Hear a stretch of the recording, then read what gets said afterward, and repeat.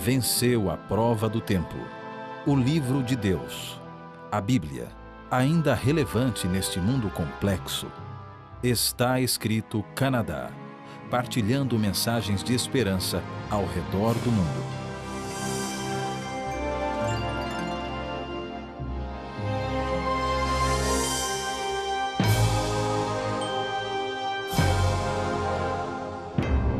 Não sei quantos de vocês já tiveram a oportunidade, ou quem sabe a infelicidade, de ter que passar num tribunal. Eu já fui, eu peguei uma multa de automóvel uma vez, de um pouquinho de excesso de velocidade. Fui para o tribunal, preparei o meu caso e não me dei muito bem lá, não. Acabei pagando a multa de qualquer jeito. Mas, se você nunca passou por isso, pode saber que um dia você vai estar num tribunal. Veja o que a Bíblia diz. Romanos 14, verso 10. Pois quantos? Todos nós estaremos diante de Deus para sermos o quê? Julgados por Ele. Se você nunca esteve num tribunal, você pode saber que a Bíblia diz que quantos? Todos, todo homem, mulher e criança, todo ser humano, um dia vai estar perante Deus para ser o quê? Julgado por Ele. A Bíblia diz que o seu dia no tribunal, na corte, vai vir. Na corte de Deus. Os anjos vão abrir os livros, eles vão procurar o seu nome. Vai haver uma discussão sobre o seu nome e a sua vida. Porque a Bíblia diz que todos nós estaremos diante de Deus. Mas a Bíblia também ensina que existem alguns que vêm diante de Deus, que vêm para ser julgados por Deus, que eles conhecem o juiz. Eles são amigos do juiz. Imagine você estar no tribunal e quando você percebe, você olha e diz: o juiz é meu amigo.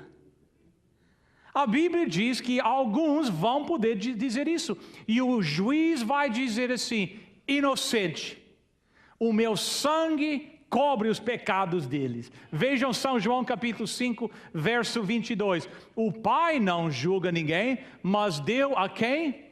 Ao Filho todo o poder para quê? Julgar. A Bíblia nos ensina que Jesus Cristo é o juiz. Agora, outra coisa que a Bíblia ensina, que quem sabe alguns de vocês não sabem, a Bíblia ensina que não somente você pode conhecer o juiz, mas você também pode conhecer o advogado de defesa seu. Vejam mais uma vez, 1 João, capítulo 2, verso 1. Se todavia alguém pecar, temos o quê? Advogado junto ao Pai, Jesus Cristo, o justo. Vocês estão entendendo a mensagem aqui do julgamento? Às vezes eu falo para as pessoas, hoje eu vou pregar sobre o julgamento, e a pessoa faz assim: eu não quero ouvir o julgamento. Não, isso é uma mensagem horrível. Nós temos que pregar o amor de Cristo. Não, isso é o amor de Cristo. Isto é o amor de Deus. O julgamento de Deus, da maneira que aparece na Bíblia, não é Deus fazendo tudo para que a pessoa não entre no céu. É Deus fazendo tudo, o possível e o impossível, para que você entre e venha para o céu. E a Bíblia diz que o juiz vai ser o seu advogado. Agora imagine você chegar no tribunal com o advogado, você chega lá e de repente, quando o teu caso é chamado, o seu advogado sai do seu lado, você olha assim e fala: por onde é que será que ele vai? E ele se senta lá como juiz. Você não pode perder. Se o seu advogado é o juiz. Deus, no julgamento do céu, Ele coloca tudo ao seu favor. Sai tudo lá. Deus faz tudo dentro do seu poder para que cada um dos seus filhos possa vir para o céu, possa entrar no céu. Nós começamos a estudar na outra noite que tivemos juntos que o julgamento divino não é Deus tentando proibir, colocando obstáculos para que ninguém entre no céu. É Deus fazendo tudo para que você venha para o céu. Deus não mandou o seu Filho unigênito lá do céu para morrer aqui na terra para que você não entrasse no céu. Ele mandou o seu Filho para que você tivesse entrada para o céu. E é isso o que o julgamento na Bíblia fala. Os hebreus, eles entendiam o julgamento de maneira diferente de nós aqui na América do Norte. Nós aqui na América do Norte, para nós o julgamento é o seguinte: quando a pessoa vai para o tribunal, ela vai com a presunção de inocência. Então, se aparece no tribunal, você vem inocente perante o tribunal, e o esforço do tribunal é provar que você é culpado. Mas no sistema hebraico era diferente. Quando eles traziam uma pessoa diante do tribunal, essa pessoa vinha acusada, vinha culpada. E o tribunal fazia tudo em seu poder para vindicar essa pessoa. Eles usam essa expressão, vindicar?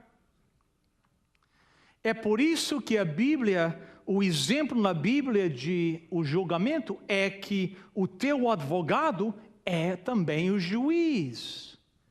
Deus coloca tudo no julgamento divino ao teu favor, ao favor de mim.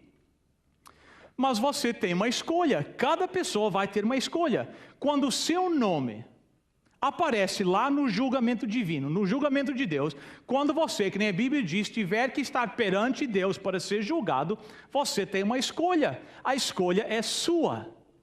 A escolha é, você pode aparecer diante de Deus para ser julgado sozinho, ou você pode ir com Jesus ao teu lado. A escolha é sua. Ou você enfrenta o julgamento sozinho, ou você vai enfrentar o julgamento com Jesus ao teu lado. O nosso querido pastor Feiraben, que me batizou, ele contava a história, ele dizia eu usava esta frase muitas vezes, eu me lembro. Ele dizia assim: quando eu olho para mim mesmo, eu penso, como será que eu serei salvo?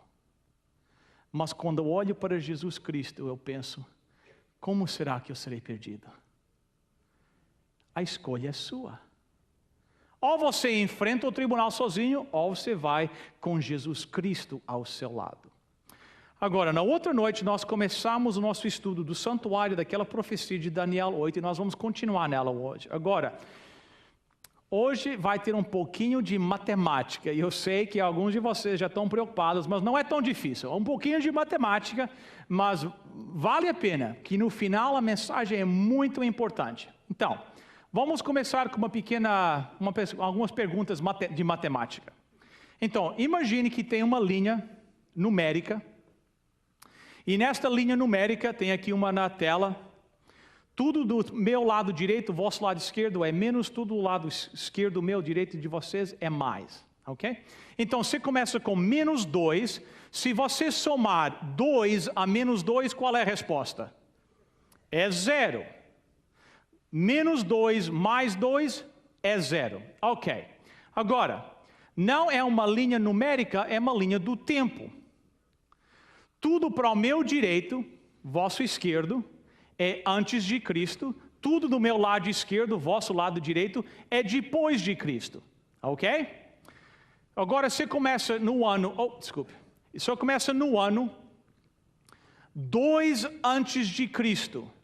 No ano 2 antes de Cristo, e se soma ao ano 2 antes de Cristo, 2 anos. Que ano você chega? No ano 1 depois de Cristo. Por quê? Bem, porque não existe o ano 0. Então, o intervalo entre 2 antes de Cristo e 1 antes de Cristo é 1 ano. E o intervalo entre 1 antes de Cristo e 1 depois de Cristo é 1 ano. Então, são 2 anos. Então, o princípio é esse. Quando você passa de antes de Cristo para depois de Cristo, quando você está somando anos, quando você passa o 0, você adiciona 1. Qual é o princípio? Quando você passa o 0, você adiciona quantos? 1. Ok. Esse é um princípio importante para lembrar nesta noite. Outro princípio importante. Na profecia bíblica, um dia representa um ano literal. Em profecia bíblica, então, um dia representa o quê? Um ano literal. Vejam no Números 14:34. Segundo o número dos dias, 40 dias, cada dia, representando o quê? Representando um ano. 2 princípios importantes para lembrar nessa noite. Primeiro, quando você passa de antes de Cristo para depois de Cristo, quando você passa ao 0, você adiciona o quê? 1. E em profecia bíblica, um dia representa um ano literal. Ok. Esse princípio do ano e o dia é só em profecia bíblica. Por exemplo, você vai lá em Gênesis, onde diz o primeiro dia de criação, o segundo dia. Isso são dias literais, 24 horas. Mas em profecia bíblica, um dia profético representa o quê? Um ano. Excelente. Bem, vamos começar. Então, no outro dia, nós lemos uma profecia de 2.300, vocês lembram? Tardes e manhãs. 2.300 dias. Por que tardes e manhãs? Bem, porque o dia, nessa época, era contado de pôr de sol a pôr de sol. Então, quando o sol se punha, começava o próximo dia. Então, qual é que era a primeira parte do dia? Era a parte escura do dia. Primeiro vinha a tarde, a parte escura do dia, e depois a segunda parte do dia era a parte clara. Então, tardes e manhãs significam dias. Então, aqui tem uma profecia de 2.300 dias. 2.300 dias proféticos são quantos anos literais? 2.300 anos literais. Ok? Então, deixa eu só rapidamente passar por algumas das coisas que nós falamos na última reunião, só para relembrar. Então, a primeira coisa que nós vimos é que às vezes a Bíblia apresenta profecias paralelas. Por exemplo, nós vimos na profecia de Daniel capítulo 2, onde tinha aquela estátua metálica, né? E Nabucodonosor, em Daniel 2, ele teve um sonho. E esse sonho, essa estátua metálica, representava os reinos, uma sucessão de reinos através da história do mundo. Agora, em Daniel capítulo 8, que nós estamos a última vez, não é Nabucodonosor que tem a visão, desta vez é Daniel que tem uma visão. Vocês lembram? E ele viu um carneiro, ele viu um bode, ele viu um chifre. E cada um representava um reino. Medo-Persa, Grécia e a Roma. Uma progressão de reinos seguindo a história do mundo. Repetindo aquilo que nós vimos em Daniel capítulo 2. Quando chega aqui a Roma, em Daniel 8 nos dá um pouquinho mais de informações, fala de outro poder que aparece, o anticristo, e entra em pouquinhos mais detalhes. Mas esse não é o foco desse estudo. O que nós percebemos a última vez é que cada vez que aparecia um destes animais, uma destas partes da visão, o anjo Gabriel vinha e dava a explicação para Daniel. Nós não tínhamos que adivinhar, nós tínhamos que ficar lá pensando, o que significa esse carneiro? O que será que é o bode? O que será que é? Porque o anjo vinha e explicava. Depois veio a última parte da visão, vocês lembram? A última parte era essa, Daniel 8:14. Ele me disse até 2.300 tardes e manhãs, e o santuário será o quê? Purificado. Deixa eu fazer uma pergunta, ver se vocês estavam prestando atenção na última reunião. O anjo Gabriel explicou esta parte da visão, sim ou não? Não. O anjo Gabriel, em Daniel capítulo 8, explicou todas as outras partes da visão, mas quando chegou a essa parte, das 2.300 tardes e manhãs, ele não explicou. Se vocês lembram, a Bíblia diz que aí Daniel ficou preocupado, ele ficou doente, ele não entendia o que significava isso.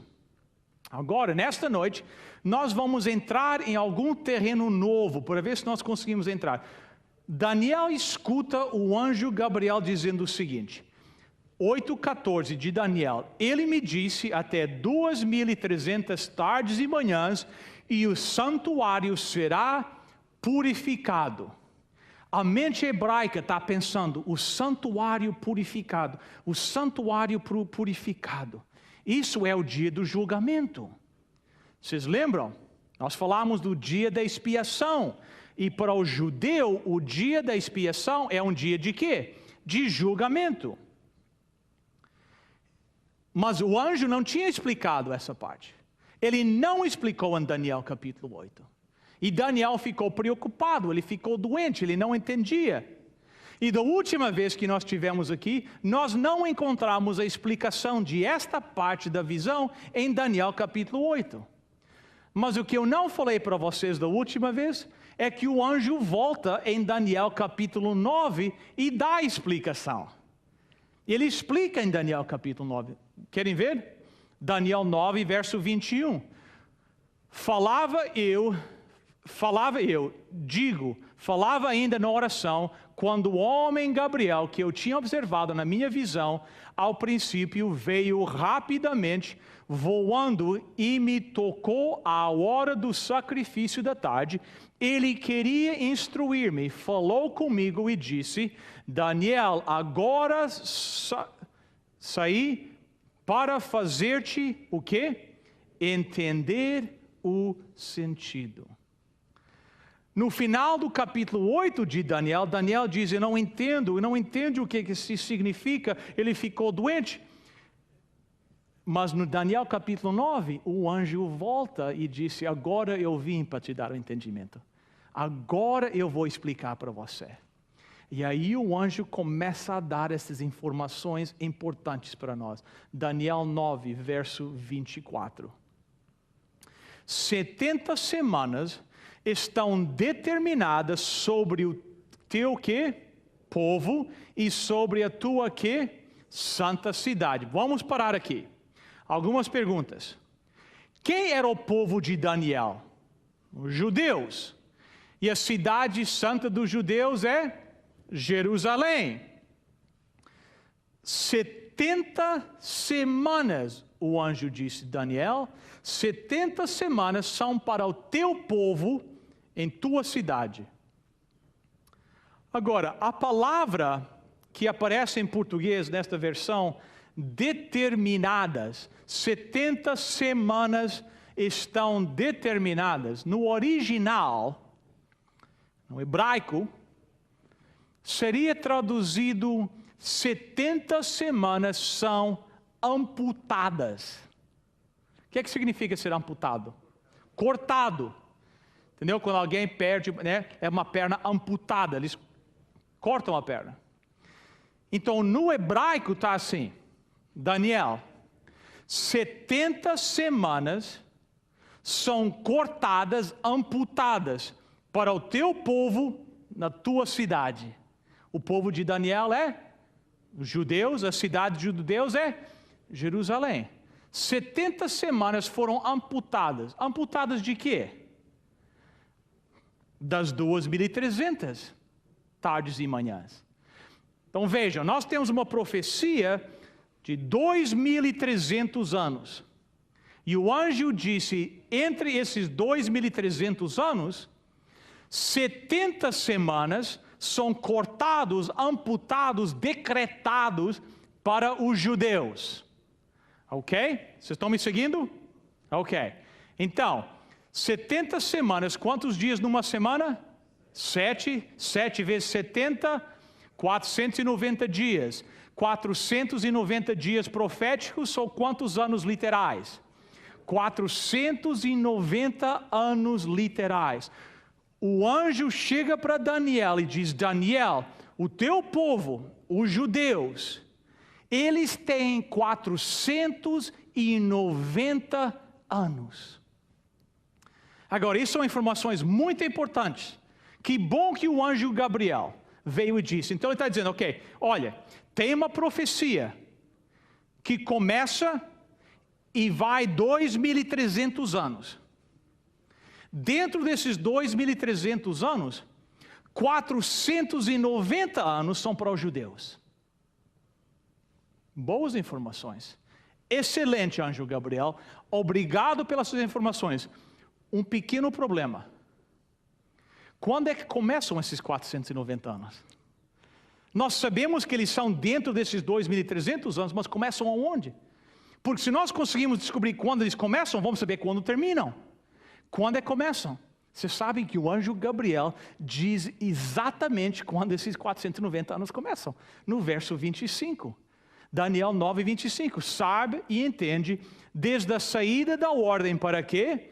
Restaurar e para edificar Jerusalém. O anjo volta e diz para Daniel: Daniel, 490 anos são para o teu povo, os judeus. E esses 400 anos começam quando sai a ordem para restaurar Jerusalém. Quando é que foi isso? Bem, nós sabemos que a Babilônia foi conquistada pelos medos e os persas.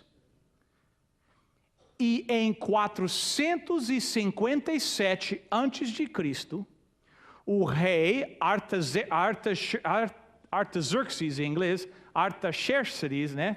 Em português, cada nome, né? Ele era o rei, e em 457, ele fez um decreto. E o decreto era que o povo judeu podia voltar para a cidade deles, para Jerusalém. Não só ele disse que eles podiam ir, ele financiou a reconstrução, ele deu dinheiro. Ele deu a sua bênção, deu autorização e deu o dinheiro. E o povo voltou para Israel, voltou para Jerusalém. Nós sabemos exatamente quando é que esse decreto saiu. Foi em 457 antes de Cristo. Esse é um ponto histórico. A história prova isso. Então, se você vai começar em 457 antes de Cristo, e você vai adicionar 490 anos, lembrando de somar quando você passa do zero, você chega a que ano? Você chega ao ano 34 depois de Cristo.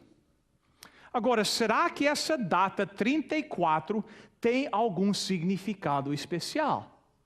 Pode saber que tem. No ano 34, houve o apedrejamento de Estevão. Estevão fez um apelo à nação de Israel. Ele apelou para eles. Ele disse: por favor, vocês mataram os profetas, vocês mataram o Filho de Deus. Não conseguem ver, vocês não conseguem enxergar que Jesus Cristo é o Messias. Ele apelou para eles, e a Bíblia nos diz em Atos 7, que eles ficaram furiosos com ele, e pegaram pedras e o apedrejaram. Depois, em Atos capítulo 8, diz que uma terrível perseguição começou. E os discípulos, os seguidores de Cristo, foram espalhados por todo o mundo. E ao eles serem espalhados por todo o mundo, o que é que eles começaram a fazer? A pregar a mensagem de Jesus Cristo. E em 34 depois de Cristo, o Evangelho foi espalhado pelo mundo inteiro. Em 34 depois de Cristo, aquele período de 490 anos, que tinha sido cortado, amputado, decretado para o povo judeu, acabou. E no ano 34, a mensagem do Evangelho começou a ser pregado por todo mundo, para todas as pessoas. E hoje, não importa qual seja a sua linhagem genealógica, não importa qual é o seu DNA, não importa qual é a matéria genética que você tem, porque cada pessoa hoje que aceita Jesus Cristo faz parte de Israel. A Bíblia diz que desde 34 depois de Cristo, qualquer pessoa que aceita Jesus Cristo faz parte de Israel espiritual. Vejam que a Bíblia diz, Atos 13:46. Porém, Paulo e Barnabé falaram com mais coragem ainda. Eles disseram, era necessário que a palavra de Deus fosse anunciada primeiro a vocês, que são o quê? Judeus. Mas como vocês não querem aceitá-la e acham que não merecem receber a vida eterna, então agora nós vamos o quê? Anunciar a palavra a quem? Aos não-judeus. Então, isto está declarando o que começou a acontecer no ano 34 depois de Cristo. E hoje, não importa qual o sangue que corre pelas suas veias, o que importa agora é o sangue que cobre os seus pecados. E cada um de nós, hoje que aceitou Jesus Cristo, nós fazemos parte de Israel espiritual. Gálatas capítulo 3, verso 7. Portanto, vocês devem saber que os verdadeiros descendentes de Abraão, os judeus, são os que têm o quê? Fé. Fé em quem? Em Jesus Cristo. Hoje, qualquer pessoa que aceita a Jesus Cristo como Messias, como Salvador, ele é um descendente de Abraão, então é um herdeiro de Deus. Um herdeiro de acordo com a promessa de Deus. Romanos 2, verso 28, 29. Porque não é judeu quem é apenas o quê? Exteriormente, porém judeu é aquele que o é aonde? Interiormente, e circuncisão aqui é do quê? Coração. Vejam Romanos 10, we're not going to go there. Ok. Sabe e entende Daniel 9, 25. Desde a saída da ordem para restaurar e para edificar Jerusalém até o ungido ao príncipe, 7 semanas e 72 semanas. Ok, vamos parar aí. Quanto tempo é a profecia inteira? 2.300 anos. Quantos anos foram decretados para os judeus? 490, começando em 457 antes de Cristo, acabando quando? 34 depois de Cristo. Agora, Daniel 9:25 diz que até o Messias aparecer, vão ser 7 semanas mais 62 semanas. 7 mais 62 é quanto? Vocês não trouxeram calculadora? 69. Quantos dias numa semana? 7 dias. 7 vezes 69, 483 dias proféticos. Um dia profético é quanto? Um ano literal. 483 dias são quantos anos?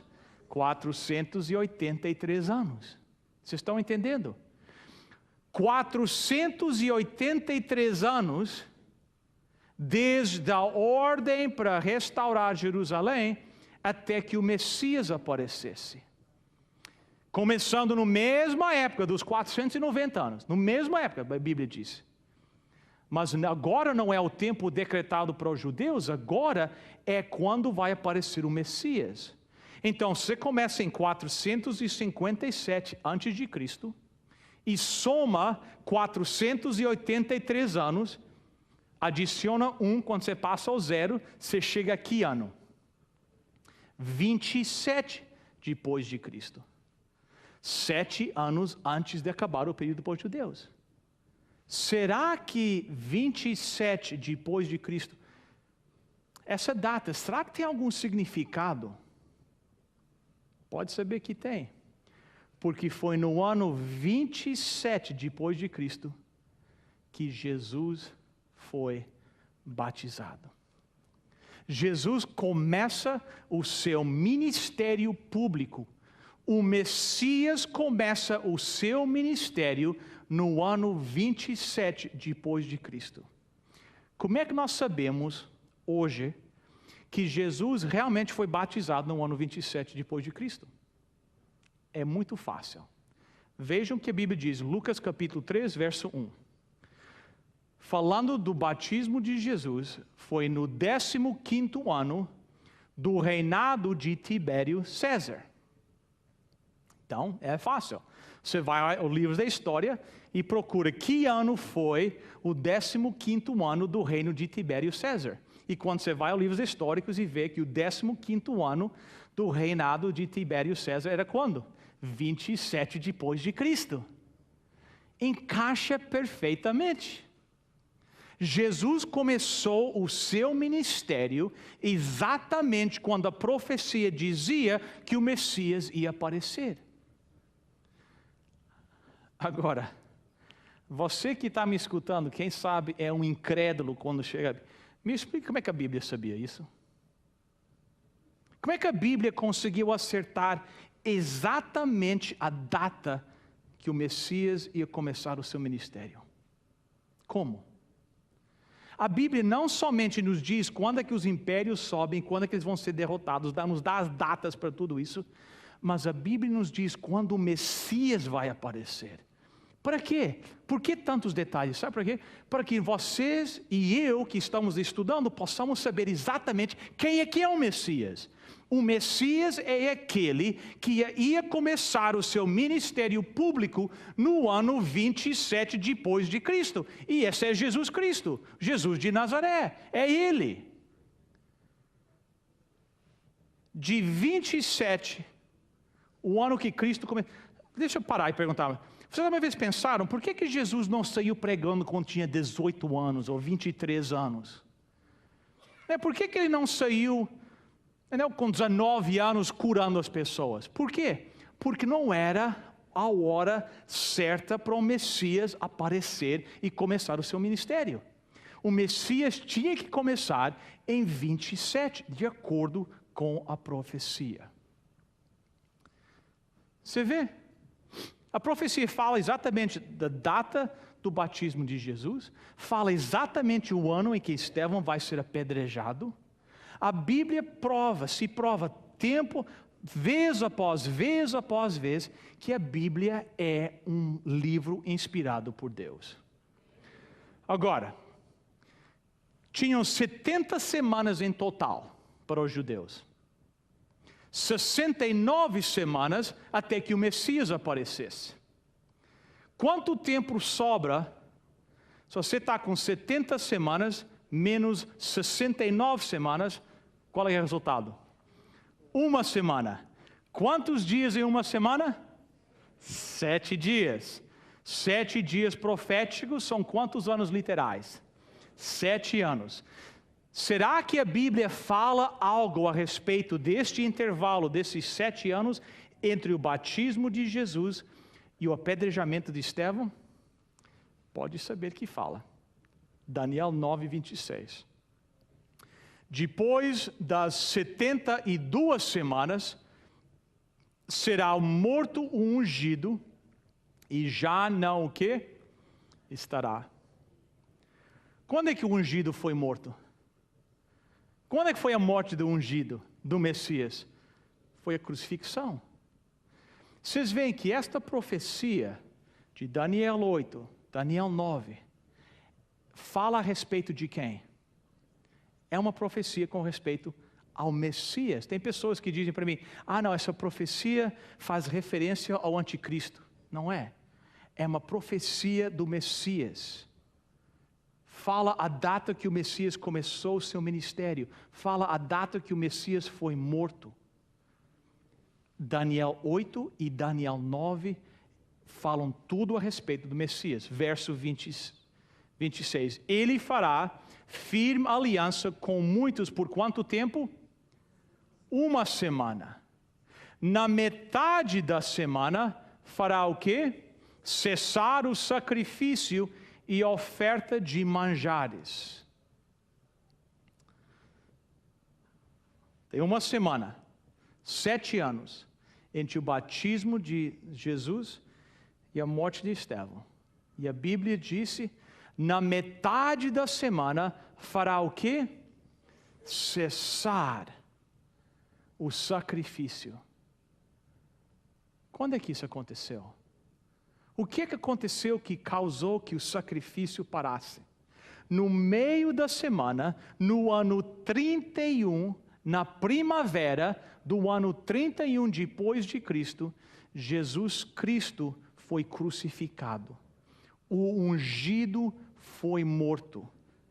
O Messias morreu. E quando Jesus Cristo morreu na cruz do Calvário, o que aconteceu com os sacrifícios? Eles pararam. A Bíblia diz que o véu no santuário que separava o Santíssimo do Santo rasgou. Rasgou. O que significava? Isso significava que nós não precisávamos mais daqueles sacrifícios. Não era preciso mais confessar os pecados sobre uma ovelha. Não era preciso mais aquele ritual no santuário. Por quê? Porque o Cordeiro de Deus tinha vindo. E hoje, nós não precisamos um templo aqui na terra, eu não preciso um sacerdote aqui, trabalhando a meu favor para perdoar os meus pecados. Por quê? Porque a Bíblia diz que eu tenho um sacerdote, onde? No céu, no verdadeiro tabernáculo. 490 anos para o povo de Israel, 483 anos para quando o Messias ia aparecer. Agora, prestam atenção. Se você começa em 457 antes de Cristo e você soma 2.300 anos, começando nessa data, 457 antes de Cristo, você soma 2.300 anos, você lembra de adicionar 1 quando você pula ao 0, você chega ao ano 1844. O que será que isso significa? De acordo com a profecia bíblica, isso significa que desde os meados do 19º século, desde os meados do século XIX, os anjos já tiraram os livros das prateleiras, já abriram os livros e o julgamento de Deus já começou. Milhares e milhares de anjos estão na presença de Jesus Cristo. Milhões de tronos estão sendo estabelecidos, os livros foram abertos e o julgamento começou. Daniel 8,14, ele me disse, até 2.300 tardes e manhãs, e o santuário será o quê? Purificado. Muitos conhecedores bíblicos, muitos comentaristas bíblicos dizem que esta profecia define o que nós chamamos o começo do tempo do fim. Que em 1844 começou o tempo do fim. E sabe o que é que significa para você e para mim aqui? Você que está me escutando, aonde quer que você esteja. Isso significa que nós hoje já estamos vivendo no julgamento de Deus. O julgamento já começou. E o próximo evento na história da humanidade é a segunda vinda de Jesus Cristo. Mas será que... eu acho que você está escolhendo um dia, está marcando a data da volta de Jesus. Eu não estou. Eu não sei a data da volta de Jesus. Nenhum homem sabe. Ninguém sabe quando Jesus vai voltar. Eu sei que vai ser logo. Não vai demorar muito. Eu acredito isso. Mas eu não sei exatamente quando vai ser. Mas uma coisa eu sei. A Bíblia diz quando Jesus voltar. Vejam o que diz aqui. Apocalipse 22:12. Escutem, diz Jesus. Eu venho quando? Logo. Vou trazer comigo as minhas que? Recompensas para dá-las a cada um de acordo com o que tem feito.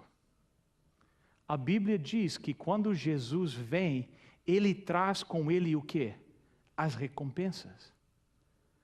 Se Jesus está trazendo as recompensas, isso significa que o julgamento já acabou. Se Ele está trazendo com Ele as recompensas, o julgamento tem que ter acabado. Nós hoje, neste instante, estamos vivendo na última batida do coração do planeta. A Bíblia diz em Apocalipse 14, verso 7, faz parte da última mensagem que é para ser pregado no mundo. Ele disse com voz forte: temam a Deus e louvem a sua glória, pois já chegou o quê? A hora de Deus julgar a humanidade. Já chegou a hora. A Bíblia não diz que vai chegar a hora, o dia do julgamento está vindo. A Bíblia diz que antes de Jesus Cristo voltar, uma mensagem é proclamada por todo mundo que o julgamento de Jesus já começou. E isso é exatamente onde eu e você nos encontramos nesta noite, nas vésperas da vinda de Jesus, e o julgamento de Deus já começou. Os anjos abrem os livros, eles apontam e descem a lista de nomes, e quando eles chegarem a seu nome, eles declaram o seu nome em voz alta. Milhões de anjos estão lá, e de repente o seu nome é declarado, e há silêncio no céu. Será que ele escolheu a Jesus Cristo como seu Salvador? Será que ele escolheu que Jesus o representasse no julgamento? Será que ele um dia estará aqui conosco no céu? Se o seu nome fosse lido nesta noite, o que será que os anjos diriam? Porque pode acontecer a qualquer hora. Se o seu nome fosse lido nesta noite, será que os anjos podiam dizer que você escolheu que Jesus te representasse no julgamento? Ou será que eles iam dizer, ela decidiu se representar sozinho? Pode acontecer a qualquer hora. Vocês veem a realidade bíblica? A verdade bíblica é que nós temos que nos preparar para encontrar com Jesus. Nós temos que nos preparar hoje, aceitar a Ele hoje, suplicar que Jesus Cristo, eu quero que tu me representes no julgamento divino. Para que quando o meu nome seja chamado, eu não preciso me preocupar. Porque o teu sangue vai me cobrir. Tu vais me cobrir com o teu manto de justiça. Os anjos estão planejando um grande banquete no céu. Eles estão colocando lá todas as cadeiras naquela grande mesa. E o maior desejo de Jesus Cristo é que você ocupe o lugar reservado para você. Mas a escolha é sua. A escolha é sua. Nesta noite, você pode escolher ter Jesus ao seu lado quando o seu nome aparecer lá no julgamento. Ou você pode escolher ir sozinho. A escolha é sua. Mas quando aquele banquete começar, será que a sua cadeira vai estar vazia? ou vai estar você ocupando a sua própria cadeira? Você vai escolher hoje que Jesus Cristo seja o teu advogado e o teu juiz? A escolha é sua nesta noite. E Deus vai respeitar a sua decisão. As pessoas me dizem, o julgamento é algo terrível. O julgamento apenas será algo terrível para aqueles que não aceitaram Jesus Cristo. Porque todos naquele dia terão um juiz. Mas só aqueles que aceitaram Jesus Cristo terão um advogado que pode lhes cobrir com seu manto de justiça. Qual será a sua escolha?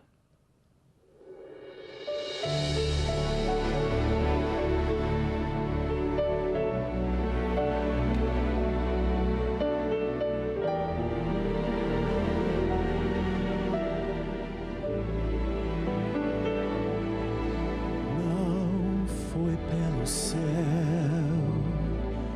não foi pelo mar, nem por toda a beleza que existe e vai passar. Não foi sem querer, nem foi sem razão. E eu me espanto ao pensar na grandeza de um amor assim, tão incomum, que o autor do universo aceitasse morrer, se entregar e sofrer, mesmo que para salvar só um de nós, tão incomum. E ao lembrar que na cruz pensou em mim, acho tudo isso assim, tão incomum.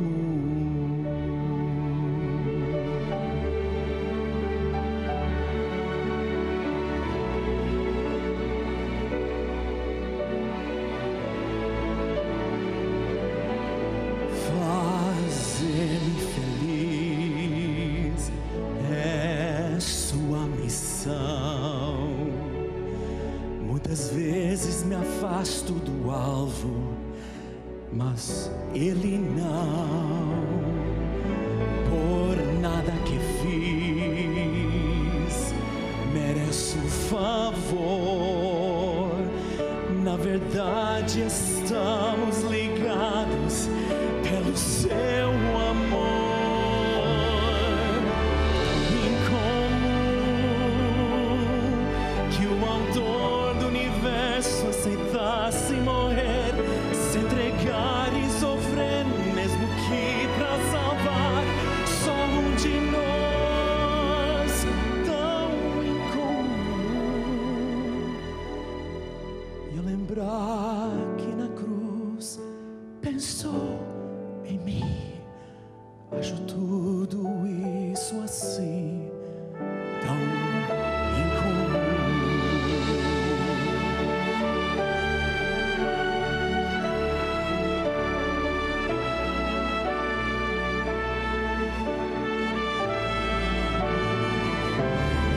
Tão incomum